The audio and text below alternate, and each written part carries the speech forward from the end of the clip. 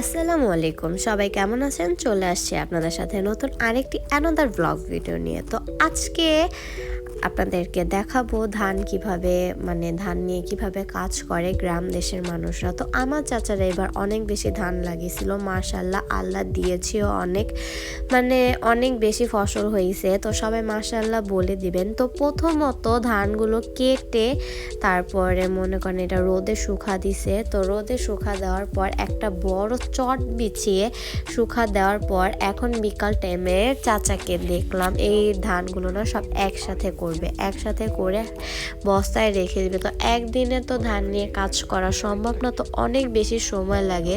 তো মূলত আজকে ভিডিওটা 2 দিনের হবে। আজকে বিকালে এগুলো সব কিছু একসাথে করে বস্তায় করে রেখে দিছিল। তো আজকের ভিডিও কালকের ভিডিওতে তারা আমাদের বাসার উঠানটা অনেক বড়, তো উঠানে